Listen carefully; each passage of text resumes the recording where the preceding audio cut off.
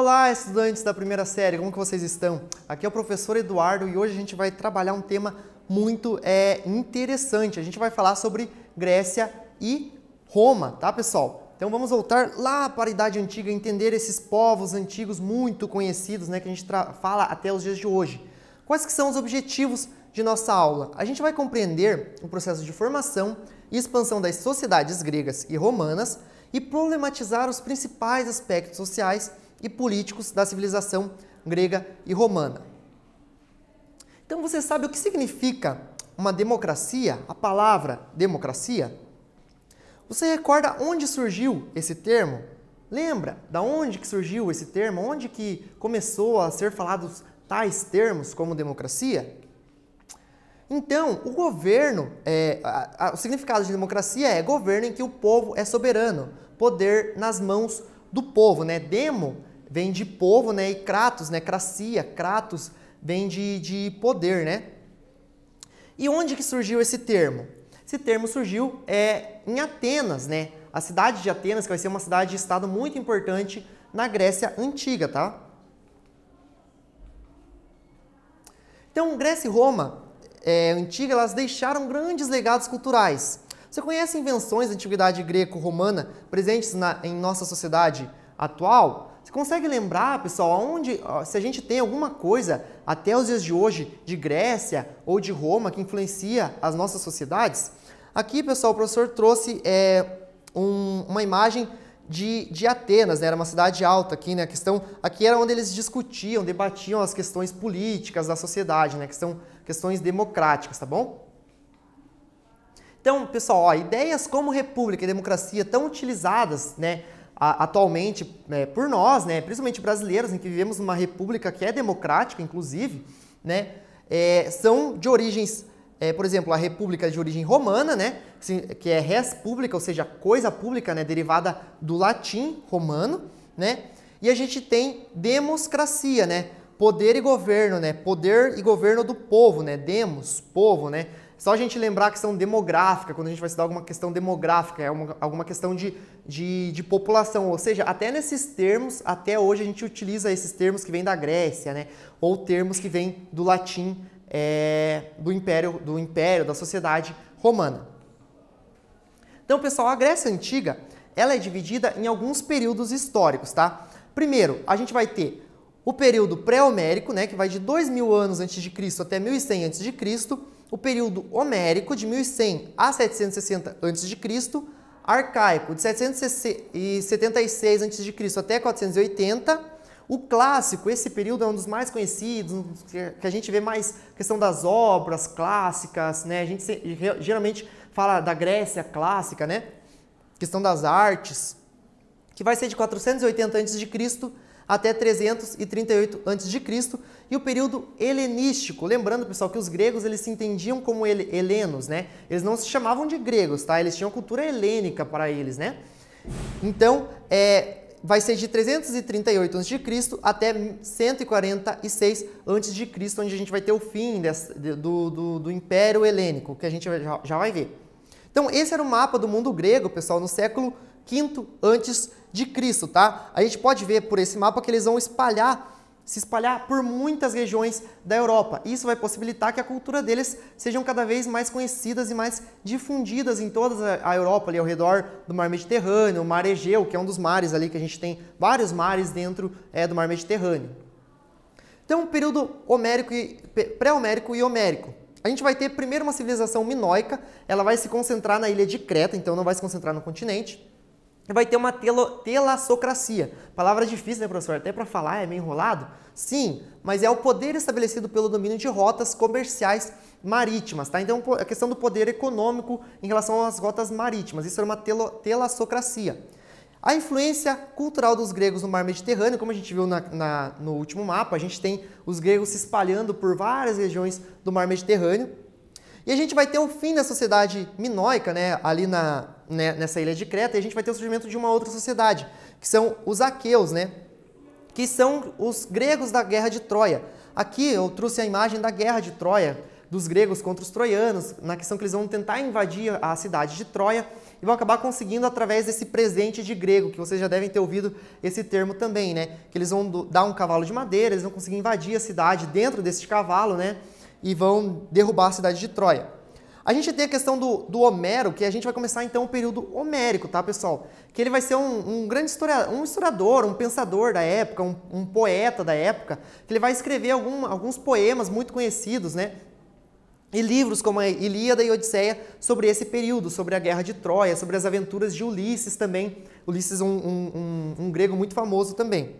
E a sociedade gentílica, pessoal, essa sociedade gentílica, então, ela vai começar a surgir na Grécia, que vai ser pequenos genos ali de famílias que vão começar a crescer cada vez mais, né?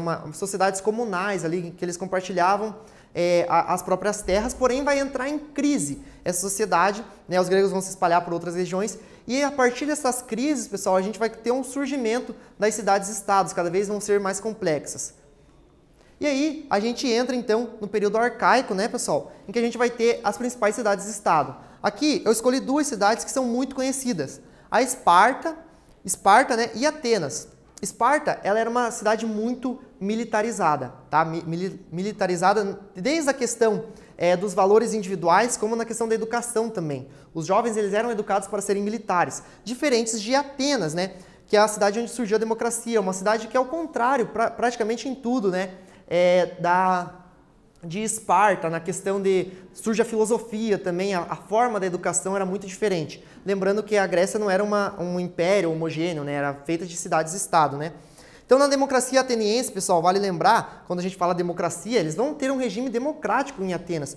Porém, é bem excludente. Só homens eupátridas, só homens nascidos e filhos de mãe e pai atenienses que vão poder exercer, ter voz nessa democracia, né? E acima de 21 anos que vão participar, então, dessas decisões políticas. Grécia vai se envolver em algumas guerras muito importantes, tá, pessoal? As principais delas são as guerras médicas, que a gente vai ter a batalha contra os persas, e por incrível que pareça, os gregos vão se unir e vão acabar vencendo os persas. Porém, essa união não vai durar muito, porque a gente vai ter a guerra do Peloponeso, que Atenas vai começar a ter uma grande influência na cultura grega e isso vai incomodar um pouco os espartanos, né? Então eles vão entrar numa guerra, né? Esparta vai ter uma liga, né? Atenas tem a liga de Delos, Esparta a liga de Peloponeso, e eles vão se enfrentar. Isso vai possibilitar, pessoal, um enfraquecimento muito forte dessa cultura da sociedade grega. Com isso, eles vão ser invadidos por a invasão da Macedônia, né? Que vai começar a surgir, então, o Império de Alexandre o Grande, que vai dominar todo esse território que vocês estão vendo, pessoal. E isso vai espalhar, então, a cultura grega e começar o período helênico, que a gente vai ter essa mistura da cultura grega com culturas orientais. Para passar um pouquinho sobre essa religião grega, pessoal, eles tinham vários deuses, né? Tinha Zeus como um dos principais deuses, né? Que a gente conhece muito até hoje, né? E eles acreditavam que 12 deles viviam no Olimpo, né? Eles têm até uma cidade chamada Olimpa, né? Olímpia. E não possuíam livros sagrados ou dogmas ou coisas parecidas, tá, pessoal? Era uma religião que cada cidade e estado tinha uma livre interpretação também. E eles criaram, pessoal, só para a gente destacar, criaram, por exemplo, os Jogos Olímpicos. Aqui eu trouxe, que vai ter muita influência para homenagear o próprio Zeus, tá? Aqui eu trouxe, pessoal, a questão dos oráculos, né? Eles têm esse famoso oráculo aqui, de Delfos, que vai ser um oráculo ali em que muitos templos eles vão ir lá para procurar esse oráculo ali, que era um sacerdote que ficava ali, no caso aqui era uma sacerdotisa, que ficava ali naquele lugar, naquele templo, para dizer, revelar, fazer revelações dos deuses para as pessoas. Pessoal, vamos fazer uma atividade aqui rapidinho para ver o que a gente conseguiu absorver desta aula até agora. Então, com base no que você estudou até agora e seus conhecimentos sobre a Grécia, escreva um parágrafo apontando a importância dos gregos para o mundo ocidental. Eu vou dar um tempinho para vocês e a gente já volta.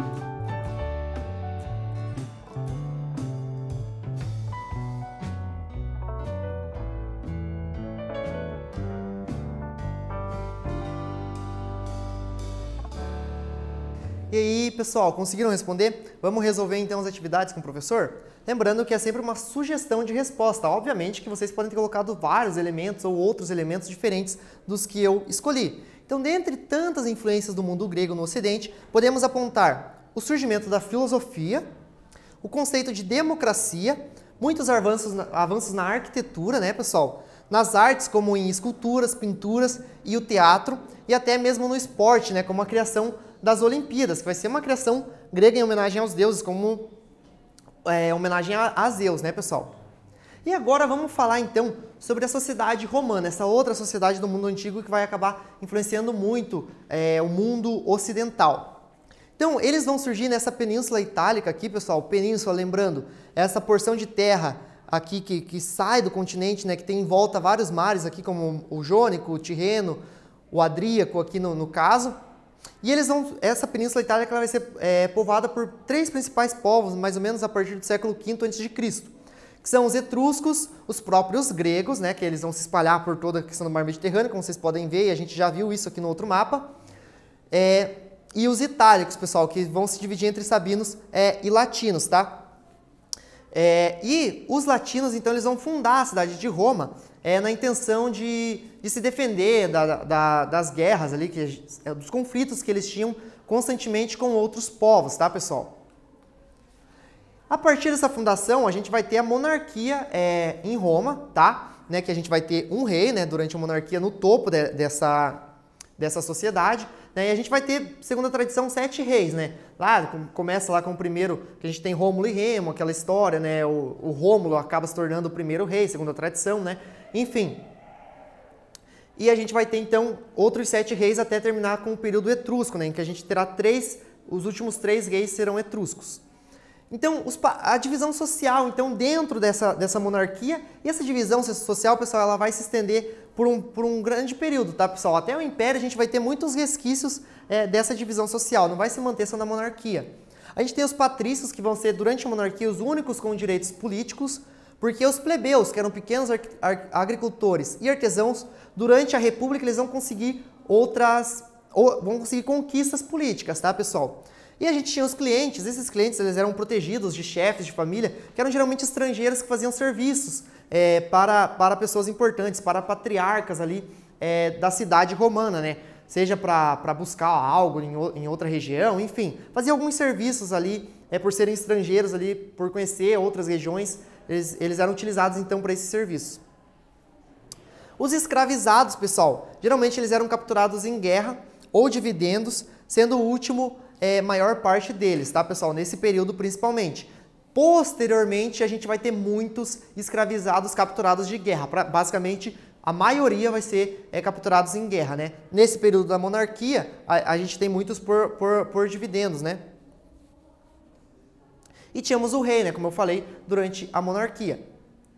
E a república, pessoal? Na república, a gente vai ter uma instituição muito famosa até os dias de hoje, muito importante, que é o Senado, né? Então, o Senado ele vai ser muito importante durante toda a República, tá, pessoal? Sendo talvez a instituição mais importante. Roma vai se expandir bastante também durante esse período da República, né? Diferente da monarquia, né? Que vai ficar mais concentrada na questão na Península Itálica, ela vai se expandir bastante. Aqui a gente tem a maior extensão da República, do território da República, então vocês veem que eles atingiram cidades importantes, né? Como Cartago, Roma, Atenas, né, Jerusalém, né, tudo vai englobar o território romano nessa época, né, aqui 44 anos antes de Cristo, né, mais ou menos, que a gente tem esse território. E ela vai se expandir principalmente por causa das guerras púnicas, todo esse território aqui, ó, de Cartago, essa Península Ibérica também, né, a gente vai ter a conquista deles durante as guerras púnicas, né. E é nesse período que a plebe também vai conquistar alguns direitos, tá, pessoal? Então, durante a República, que os plebeus eles vão começar a entender a importância deles dentro da sociedade romana e vão começar a conquistar alguns direitos. E o Império Romano, pessoal? O Império Romano também vai ser muito importante na história, vai ser muito conhecido. Ele começa com o Otávio Augusto, né? Em 27 a.C., vai até 476 depois de Cristo. A gente vai ter 200 primeiros anos chamados de Pax Romana, né? E nesse tempo a gente vai organizar a sociedade, os limites do império, vai ter muito investimento em obras públicas, pessoal. E os imperadores eles vão investir muito em obras públicas. Então vai ter um período de paz de 200 anos, mas vai ficar por assim, pessoal? Na verdade, não, tá? Porque a gente vai ter então a crise do império. Com esse investimento, esses vastos investimentos em obras públicas, o império também vai ter que manter essas obras, tá, pessoal? E isso vai custear muito, então eles vão ter que aumentar os impostos, isso vai aumentar as revoltas, as populações vão ter um êxodo, elas vão sair das cidades, vão ir para os campos, vai ter vários problemas. Inclusive, a gente vai começar a ter as invasões dos povos chamados bárbaros pelos romanos, né, que são os povos germânicos, tá, pessoal? Então, mesmo com muitas tentativas, pessoal, de reerguer o Império Romano, vai acabar ficando insustentável, né, neste período. Pessoal, vamos fazer uma atividade aqui. Você considera que a sociedade romana influenciou a nossa sociedade de alguma maneira?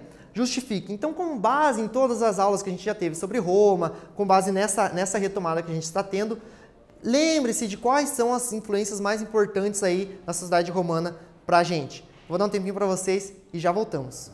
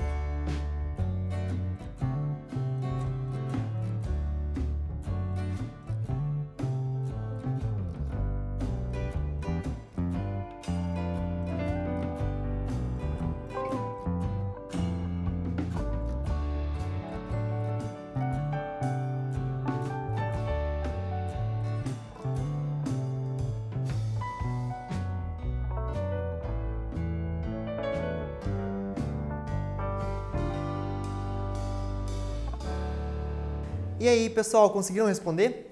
Vamos então ver a resposta que o professor preparou para vocês. Lembrando, isso aqui é uma opção de resposta. Obviamente que vocês podem ter colocado outros elementos que acabaram influenciando a nossa sociedade. Vamos ver o que eu coloquei para vocês.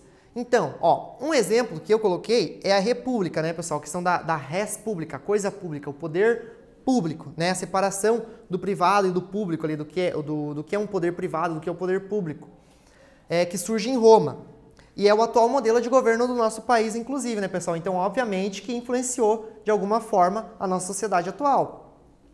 Outro exemplo importante de ser lembrado é o idioma, pessoal, que às vezes a gente esquece.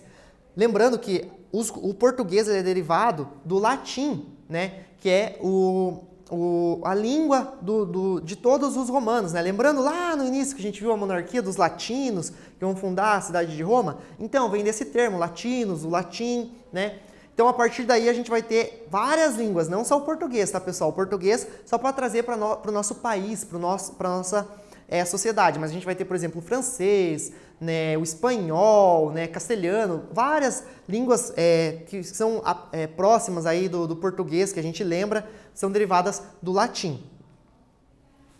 Então, o que a gente viu durante essa aula, pessoal? Nessa aula a gente viu a origem e a divisão temporal da história dos gregos e romanos, tá, pessoal? Então a gente viu lá os 5 períodos da Grécia, né? E a monarquia, o início da monarquia, a república, né, pessoal? E o império. Então, Roma vai ter essa divisão: monarquia, república e império, tá? As principais características da religião grega, lembrando, a gente viu ali a questão dos templos, eles não tinham dogmas, eles não tinham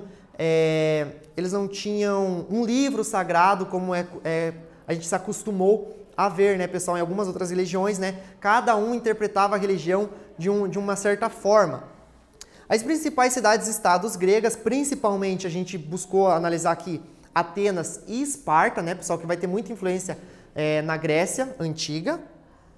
A divisão da sociedade romana e a sua hierarquia, né? A gente viu a divisão dos grupos sociais ali durante o período da Roma Antiga.